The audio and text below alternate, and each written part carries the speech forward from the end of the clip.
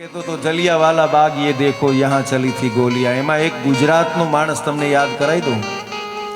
જો નડિયાદની અંદર કોઈ માથાભારે માણસ હોય ને સરકારને હેરાન કરે જે તે વખતની વાત કરું છું। 200 વર્ષ અંગ્રેજોએ મારીને તમારી ઉપર શાસન કર્યું, ભારત દેશ ઉપર 200 વર્ષ શાસન કર્યું, એ વખતની વાત કરું છું। અંગ્રેજોના નાકમાં દમ કરાવી દેવા એવા અનેક સૈનિકો આપણે ત્યાં હતા હો, એવા અનેક શૂરવીરો હતા। એમાંનો એક વ્યક્તિ હું તમને કહું છું, એ સરકારને એટલા બધા પરેશાન કરેલા। તમે બધા તો ભણેલા ગણેલા છો એટલે તમને કદાચ નામ પણ ખબર હોય। સાહેબ એને તડીપાર કરવામાં આવેલા હો, અને ખાલી ગુજરાતમાંથી તડીપાર કરવામાં આવેલા એટલું નહીં, કોઈ વધારે હેરાન કરે તેને ગામ બહાર કરે, તાલુકા બહાર કરે, જિલ્લા બહાર કરે, રાજ્ય બહાર તડીપાર કરે। આટલું સુધી મેં સાંભળ્યું છે। રાજ્યની બહાર કોઈને તડીપાર ન કરે, પણ દેશ જ્યારે આઝાદ નતો, 200 વર્ષ સુધી ગુલામી મેં તમે ભોગવી, એ સમય દરમિયાન મારા તમારા દેશને આઝાદ કરવા માટે થઈને અંગ્રેજોને હેરાન પરેશાન એ સરકારને તોડી પાડવા માટે થઈ, એ સરકારને ભગાડવા માટે થઈને આ દેશના અનેક યુવાનોએ કામ કર્યા। એમાં ખાલી તાલુકામાંથી તડીપાર નહીં, જિલ્લામાંથી તડીપાર નહીં, રાજ્યમાંથી તડીપાર નહીં। સાંભળજો કેવા સુરવીર થયા છે એની વાત કરું।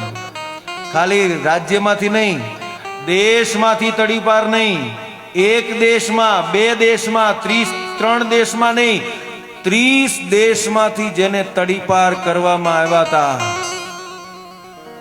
એવા ડોક્ટર શ્યામજી કૃષ્ણ વર્મા મારા અને તમારા દેશ માટે થઈને કામ કરી ગયા છે। 30 દેશ। હવે તાલી પાડો ને તો હવે સાંભળજો, 30 દેશમાંથી તડીપાર કરવામાં આવેલા એ માણસે બ્રિટિશ શાસનનું એમ્પાયર જેને કહેવાય એવા લંડનની અંદર જઈને ઇન્ડિયા હાઉસની સ્થાપના કરી। લંડનમાં જઈને ઇન્ડિયા હાઉસની સ્થાપના કરી અને કેતનભાઈ ત્યાં જાહેરાત કરી કે દેશ વિદેશમાંથી અહીંયા ભણવા આવતા છોકરાઓને, દેશ વિદેશમાંથી અહીંયા ભણવા આવતા છોકરાઓને જો ભારત દેશ માટે કામ કરવું હોય તો ઇન્ડિયા હાઉસમાંથી સ્કોલરશિપ આપવામાં આવે છે। આવા મરદ માણસોને સાહેબ લંડનની અંદર ડોક્ટર શ્યામજી કૃષ્ણ વર્માએ, અને આખી જિંદગી યુદ્ધ કર્યું અંગ્રેજોની સામે।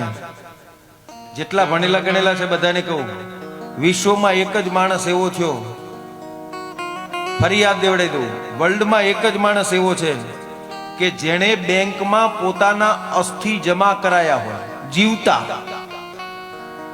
લંડનની બેંકમાં જીવતા જઈને ફી ભરી કે હું મરી જાઉં પછી મારા અસ્થિ તમારે બેંકમાં રાખવાના। સાંભળજો યુવાન દોસ્તો, બેંકમાં જઈને જાતે ફી ભરી હોય એવો વર્લ્ડનો એક જ માણસ ડોક્ટર શ્યામજી કૃષ્ણ વર્માએ લંડનની અંદર બેંકમાં જઈને કીધું, આ મારા અસ્થિ તમે બેંકમાં જમા કરો। અને એ વખતે વીલ કર્યું, ગઢવી સાહેબ વીલ કર્યું। કેવું વીલ કર્યું?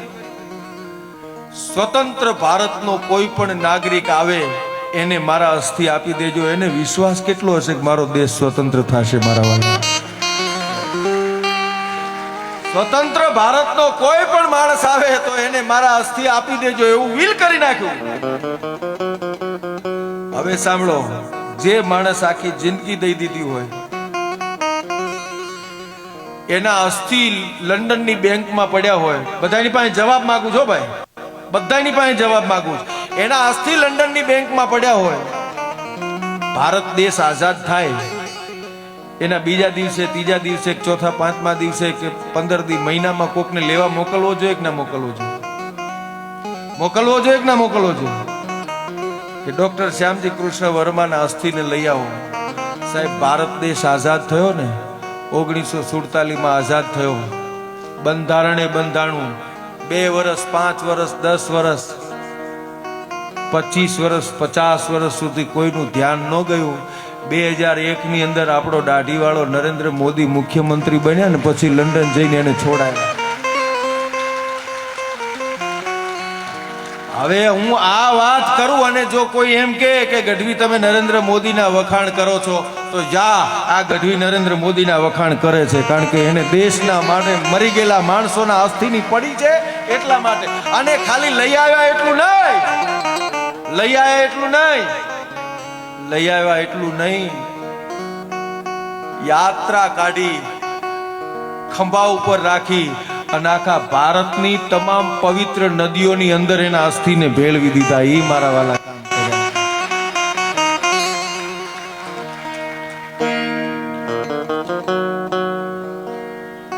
કોઈના વખાણ કરવાનો ઈજારો છે જ નહીં, પણ આ વાત ના કરવું